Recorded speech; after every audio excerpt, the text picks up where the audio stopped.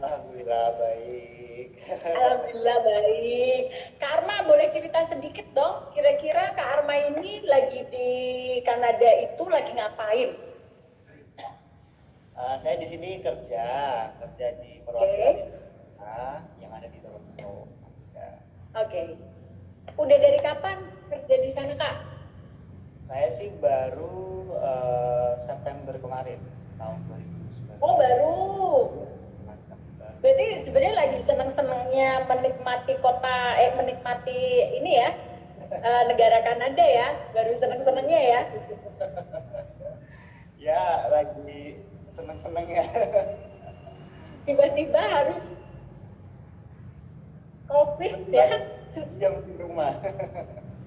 Oke, nah jadi Kak Arma ini adalah penari, bener Kak? Iya benar. Pekerja seni ya, jadi pekerja seni yang kebetulan lagi kerja di Kanada di kantor perwakilan Indonesia di Toronto. Oke, nah kita mau tanya-tanya, mau ngobrol tentang apa aja aktivitas kakak di sana, termasuk juga di situasi COVID kayak begini nih, gimana nasibmu di sana? Jadi yang pertama kak, kan tadi katanya kerja di sana. Nah berarti ini situasinya kalau di Kanada itu apa? Lockdown atau social distancing aja atau apa kalau di sana? Sebenarnya di sini udah lama banget lockdown dan Oke. juga masih sangat diterapkan. Jadi ketika kita mau belanja di sebuah supermarket atau kita mau masuk di bank itu benar-benar antri di luar, nggak boleh masuk di dalam. Jadi Oke. siapa apa ya yang mempunyai apa namanya kebutuhan atau dia penting banget masuk ya masuk, kalau enggak nggak boleh masuk. Jadi memang Oke. dibatasi. Udah sejak kapan tuh kak di situ lockdownnya? Mulai Februari itu kita udah mulai sepi ya, udah mulai Oke. bulan gitu, dan apa namanya mulai awal Maret itu Kanada juga udah nggak bisa apa namanya, tidak ada yang keluar atau masuk keluar kota gitu, provinsi, terus penerbangan juga udah berhenti gitu. Jadi Sampai sekarang? Sampai sekarang masih berhenti ya? ya Oke, berarti udah kalau dari Februari, berarti Februari, Maret, April, Mei, udah hampir 4 bulan ya di sana ya? ya Oke. Ya, ya di karena Indonesia sih, kasusnya kalau di juga Indonesia 70 ribuan lebih bahkan yang apa? yang sudah positif corona. Oh, oke oke oke oke. Ya, kalau di Indonesia memang ada di beberapa provinsi kan penetapan PSBB itu juga memulainya juga beda-beda gitu. Kalau misalnya tapi udah mulai social distancing itu sejak bulan awal Maret sepertinya itu udah mulai himbauan untuk social distancing gitu. Nah, Kak, kalau di situ cuacanya gimana sekarang? Lagi panas, dingin? Di sini sih katanya sih menuju musim panas ya. Oke. Ini sekarang lagi spring tapi ya masih 2 derajat, 0 derajat, 5 derajat. Wah, padahal kalau buat kita orang Indonesia segitu gitu tuh bisa bisa flu ya. Kita kita bisa banget flu ya. Jadi ini sekarang kerja dari rumah nih. Sekarang kerja dari rumah ya. Iya, work from. Oke. Oke. Gimana rasanya work from home di negara orang gitu? Ya yang namanya jenuh itu udah pasti ya, manusiawi banget. Dan apa namanya, ingin sekali kita tuh keluar gitu kan, tapi ya gimana, kita nggak boleh gitu kan. Kita harus apa sih, kita harus mencoba untuk sabar, untuk ikhlas, dan ya ini namanya cobaan gitu kan, karena seluruh dunia mengalaminya gitu. Mengalaminya. Jadi, Nah, kayaknya aku tuh pernah dikirimin video nih kak, videonya. Nah, kayaknya memang untuk biar nggak bosan segala macam tuh kayaknya pernah bikin video-video di Instagram, ya kan? Nah, ya kira-kira itu idenya gimana? Atau kamu bisa boleh kasih saran ke teman-teman remaja? Coba deh kalian buka Instagramnya Kak Ahma, kalian bisa tahu video-video dia tuh lucu banget, dari yang dia ngikutin suara orang lah, dari yang nari lah, dari yang apa, yang itu tuh aku tuh bisa ketawa ngakak banget waktu aku lihat video-videomu. Ya, itu emang kamu begitu atau gara-gara boring, bosen selama COVID ini terus kamu tiba-tiba punya akal yang begitu tuh? oke, saya bongkar di sini ya. Nah, sebenarnya sebelum lockdown pun saya sudah seperti ini. Di Indonesia pun saya juga udah seperti ini. Saya dilahirkan seperti ini. Dan keluarga saya pun juga sama seperti ini, sama gitu. Maksudnya ya itu untuk menghibur diri gitu kan, menghibur diri dan apa sih? Ketika kita mempunyai masalah seberat apapun, tapi kita mencoba untuk jangan larut dalam masalah itu, tapi gimana caranya kita happy gitu. Tapi beneran loh, aku dikirimin video sama ada tim kita namanya Anita, kan dia temenmu ya, dia ngirimin tuh video, jadi kita ya ampun kok ya kepikiran ya gitu, tapi itu sangat apa namanya, itu adalah satu campaign yang bagus ya buat kamu bisa menghibur teman-teman semua, karena satu kamu mengkampanyekan tentang budaya juga, budaya Indonesia, tapi juga kemudian kamu selipin pakai jok-jok yang itu tuh gampang banget orang terima gitu ya, jadi nggak sepaneng orang terima gitu. Nah, oke. Ini ada pertanyaan nggak teman-teman semua? Kalau nggak aku mau bacain yang ada di sini. Nah, kalau di Indonesia nih di fase PSBB atau social distancing itu kemudian anak-anak mudanya banyak melakukan gerakan-gerakan gitu, gerakan sosial, misalnya berbagi masker, berbagi APD, hazmat gitu ya. Kalau sepengetahuan yang dirimu tahu, boleh cerita tentang anak mudanya Indonesia yang lagi di sana, atau misalnya gerakan anak-anak muda yang ada di Kanada tuh ada nggak sih selama COVID ini? Kalau selama COVID ini, pemahaman saya itu dari pemerintah itu benar-benar langsung terjun dan benar langsung memberikan bantuan gitu kan, karena memang beda-beda ya di setiap negara itu pasti beda. Kebetulan di Toronto sendiri itu ada bantuan untuk mahasiswa itu per bulannya itu sudah diberikan 2.000 ya, sekitar 1.000 sampai 2.000-an itu sudah pasti gitu kan, sudah pasti ada bantuan. Dan tidak ada pandemi pun di sini ada semacam homeless gitu kan, wisma kayak gitu, itu juga sudah diberikan santunan gitu kan. Memang setiap bulannya memang sudah diberikan santunan, sudah ada bantuan makanan dan segala macamnya. Jadi mereka sudah siap ketika ada musibah seperti ini, mereka sangat gampang sekali untuk membantu orang yang belum gitu kan, atau orang yang dia tidak bisa bekerja di rumah, harus di PHK, itu kan juga pasti mengalami itu di Indonesia gitu kan. Jadi di negara sini dan kota ini tentunya ya mudah gitu loh untuk membantu. Terus kalau seperti APD gitu, di sini memang nggak seperti yang lain-lain gitu kan. Karena di sini saya sendiri tuh jarang sekali yang namanya melihat keviralan. Jadi di sini nggak yang sedikit-sedikit ada yang video terus diviralkan.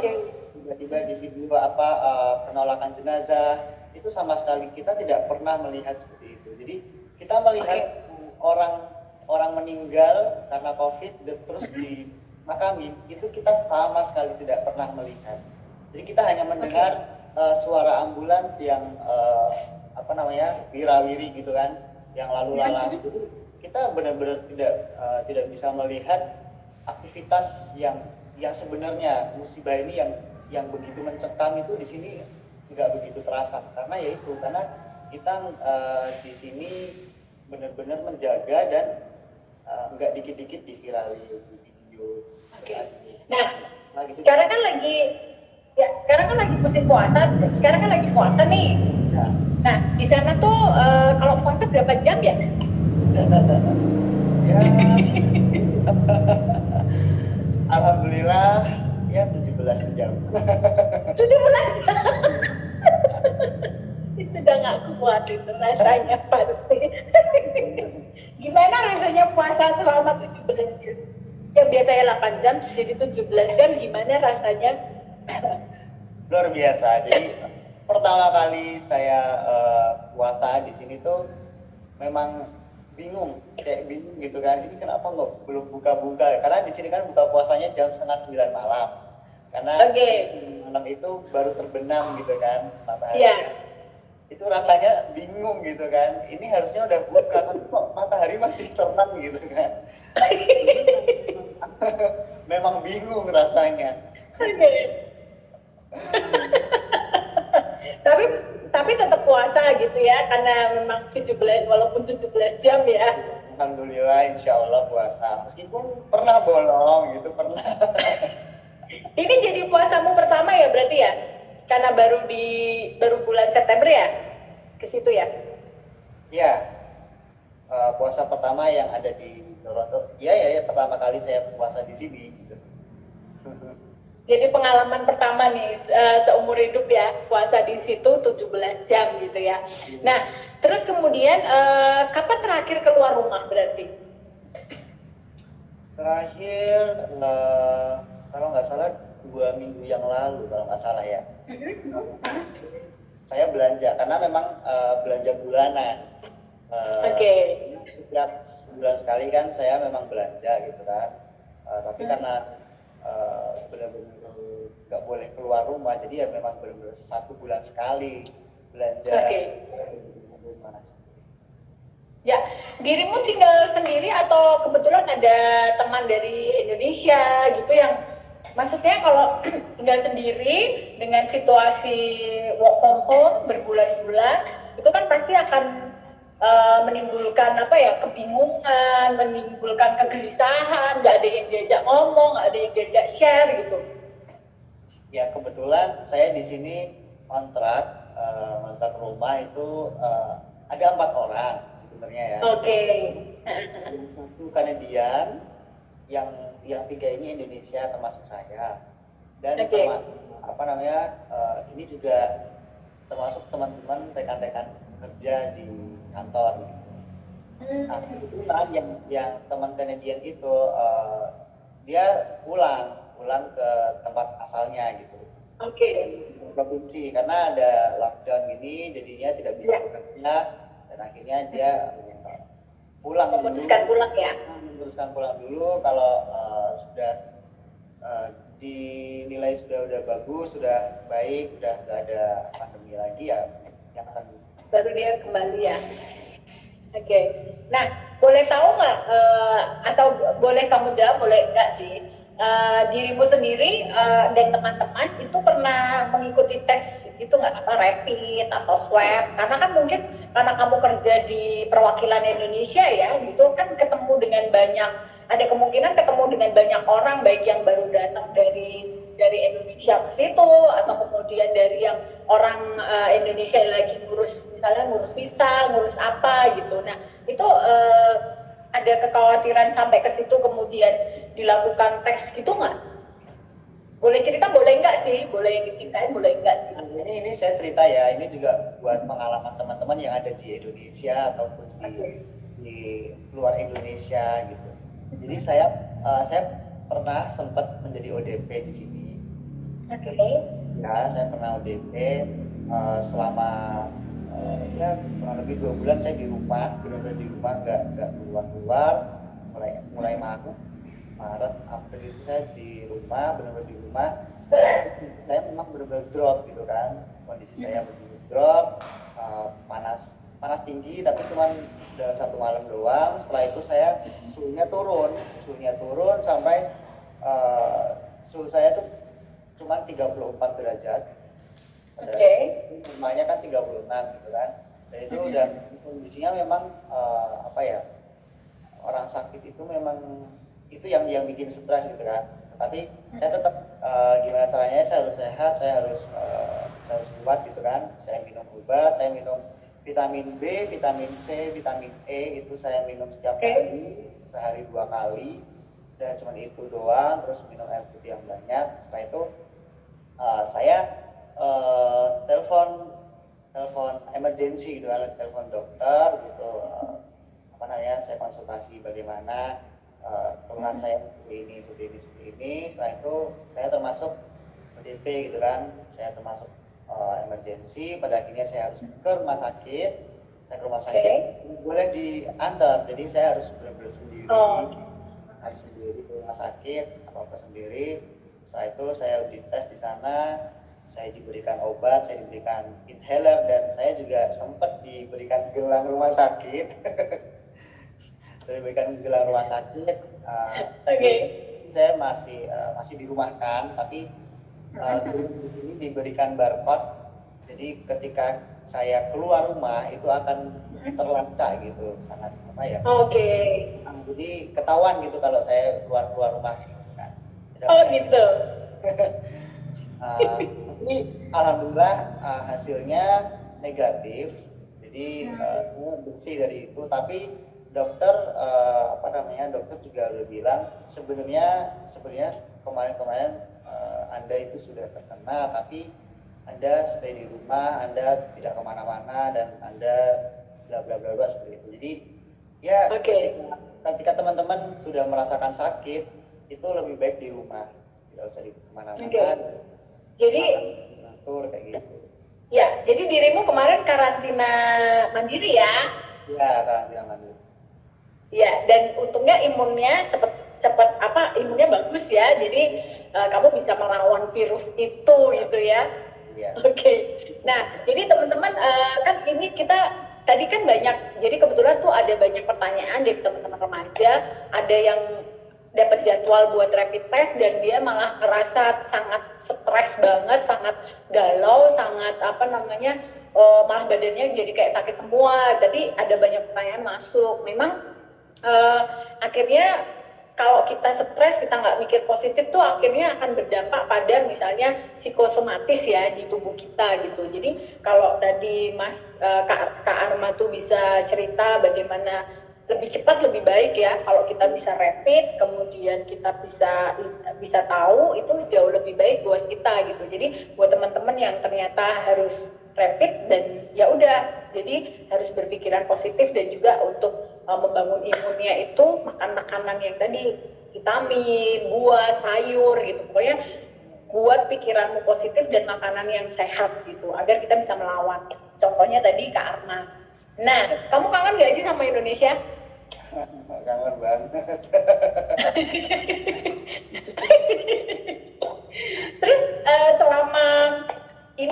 selama lockdown ini ya di sana ya, berarti udah nggak ada aktivitas apapun ya? Dirimu kan salah satu juga pekerja seni ya, gitu. Itu sama sekali ya? Sama sekali. Jadi di sini juga bakalan ada festival besar gitu kan di sini.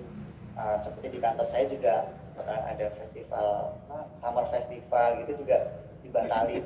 Nah, yang sebenarnya itu juga dari mancanegara itu datang ke sini itu juga semuanya batal.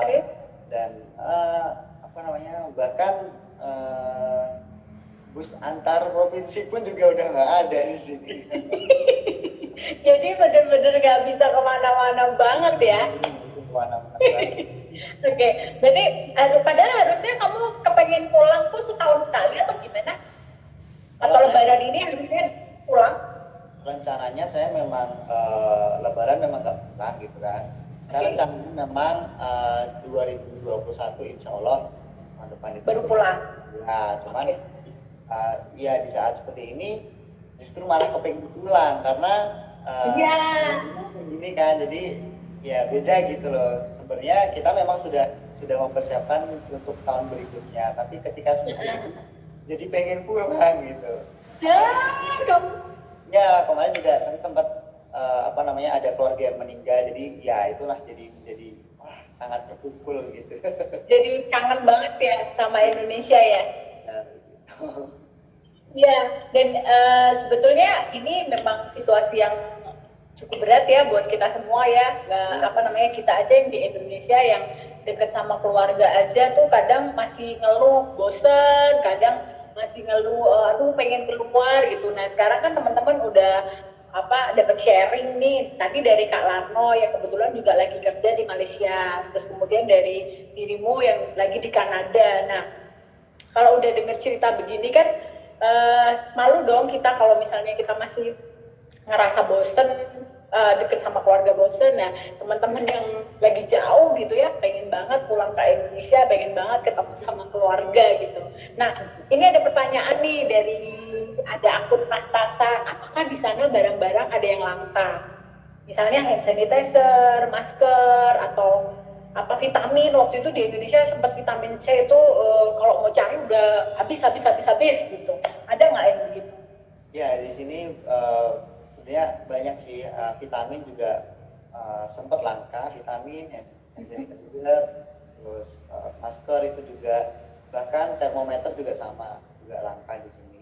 Terus yang juga di sini kemarin sempat tisu, karena kan mereka di sini membutuhkan tisu ya kan. Oke, ya. Karena Indonesia nggak butuh tisu. Kalau kita pakai gayung, ya kan? Butuhnya gayung gitu. Itu sih, karena memang panik buying. Tapi alhamdulillahnya tuh sama seperti yang dikatakan Kak Larno tadi, di sini nggak ada peningkatan harga. Jadi semuanya sama, harga itu sama, meskipun langka, harga itu tetap sama di sini. Ya, yang paling penting itu sih ya sebetulnya ya, yang paling penting adalah bagaimana kita tetap kondisi pasar stabil gitu ya, biar kemudian nggak ada orang tuh yang punya duit ngeborong, tapi kemudian nggak nyisain sedikit pun buat orang yang misalnya ternyata minim ya hidupnya untuk dia berpenghasilan hari ini untuk hidup hari ini sama besok gitu. Nah sekarang aku pengen ini dong, denger dong, mungkin teman-teman juga pengen denger pesenmu buat, ada dua pesenmu. Yang pertama buat teman-teman anak-anak muda yang juga lagi merantau kayak kamu, itu apa di situasi COVID ini. Terus nanti yang kedua, pesenmu buat teman-teman yang lagi di Indonesia itu menghadapi situasi COVID ini harus seperti apa? Oke. Buat teman-teman yang sedang ngerantau itu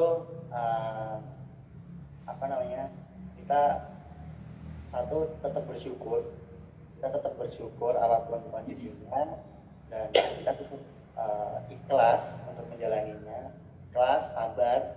Pokoknya kita bersyukur, ikhlas, sabar, itu yang paling penting dan paling utama.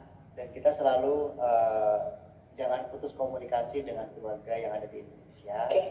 Penting, karena apapun itu kita nggak ada yang tahu kan keesokan harinya kita seperti apa atau keluarga kita seperti apa, karena kondisi ini kita benar-benar nggak bisa keluar kemana-mana gitu kan. Jadi itu yang utama buat teman-teman yang sedang merantau, dan ya kita mendekatkan dirilah kepada Tuhan gitu kan, karena kita nggak ada yang tahu kapan berakhirnya musibah ini. Dan jaga dirinya masing-masing, di rumahnya masing-masing. Ya kalau memang memang stres ya, bagaimanapun lah caranya buat diri kita bahagia gitu, sebahagia mungkin. Ya. Aku boleh nggak ini kamu kayak yang di akun-akunmu itu buat buat video yang terakhir. Boleh nyanyi, boleh apa sih? Ada nyanyi, ada niruin suara orang, boleh nggak? Apa ya? Nyanyi. Nyanyi boleh nyanyi? Oke, nyanyi apa ya? Aku nyanyi ini aja. Nyanyi lagu Nembang. Nembang. Nih katanya nembang nih, ada request nembang. Aduh, nembang. Oke. Nembang ini. Joget aja katanya. Ya nanti semuanya deh. Oke, saya nembang ya, coba ya nembang ya, Mbak. Ya.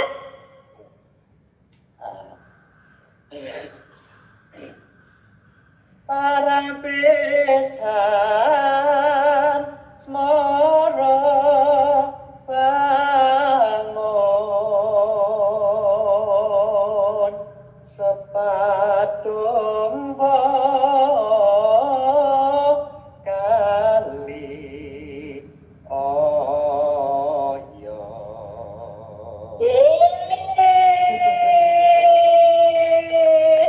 Oke, terima kasih banget Kak Arma udah mau sharing, udah mau nembang gitu ya. Itu mengobati rasa kangenku sama Indonesia, khususnya sama Jogja kan. Jadi nih semuanya kasih love, love gitu ya. Terima kasih banget udah mau sharing sama Unala. Nanti kita bakalan kolaborasi lagi ya teman-teman bareng sama Kak Arma, dan pokoknya jaga kesehatan. Sampai ketemu lagi di Indonesia gitu ya. Dan salam buat teman-teman yang ada di sana. Ini ada yang Kakak Arma kangen gitu, kayak ini fansmu nih. Oh iya. Oh, saya salam apa namanya, salam kenal buat Kak Larno. Jadi boleh di sini. Iya boleh nanti. Iya. Ya terima kasih banget. Aku sebelum close aku mau ngumumin 5 akun. Udah ada teman-teman yang dapat tumbler dari Unala. Sebentar aku masih buka. Untuk akun 1 kelas Kain, yang kedua Elis Sibadran, yang ketiga Anggita Sari Anggita, yang keempat Tas-Tasan, yang kelima C Craft Jogja. 5 akun ini tolong diketik ya teman-teman admin. Di situ nanti boleh DM ke Instagramnya Unala, karena nanti kalian bisa tahu informasinya gimana cara dapetin tumbler ini sampai ke tangan kalian. Nah sebelum aku tutup teman-teman, kalau mau konseling itu bisa langsung DM ke Instagramnya Unala, atau bisa inbox ke Facebooknya Unala, atau kirim WA. Nanti teman-teman kirim WA ke nomor 081 125555390. Nanti akan dijawab oleh dokter mitra Unala. Jadi kalau misalnya nggak usah buru-buru datang ke layanan kesehatan, tapi mungkin bisa konseling dulu. Nanti dari situ teman-teman jadi tahu, oh butuh langsung datang atau sebetulnya kebutuhan kita curhat atau konseling dulu gitu. Jadi silakan datang. Boleh juga nanti Kak Larno sama Kak Arma kalau mau konseling DM ke Instagramnya Unala ya. Gratis. Jadi gratis. Jadi kalau udah bosen mau ngapain, terus mau curhat sama siapa, nah konselingnya bisa apa aja, bisa konseling kesehatan reproduksi, bisa konseling kesehatan, bisa konseling juga konsep diri, bisa juga gimana sih mengatasi kebosanan di situasi work from home kayak gini gitu. Nah jadi silakan nanti teman-teman langsung aja DM Instagram atau kirim WA atau Facebook, DM di Facebook atau inbox di Twitter. Oke, gitu ya. Ya, udah lengkap banget. Terima kasih semuanya. Terima kasih Kak Larno, terima kasih juga Kak Arma udah mau sharing, dan juga terima kasih kepada teman-teman yang udah follow Unala dan juga lihat kita 1 jam ini. Besok malam kita bakalan ada bareng sama Kak Trinil, temanku juga kan kayaknya. Jadi kamu besok harus pantengin ya. Besok kita bareng sama Trinil besok malam jam 8 malam. Oke, terima kasih. Sampai jumpa lagi. Sampai jumpa lagi. Bye-bye. Ya.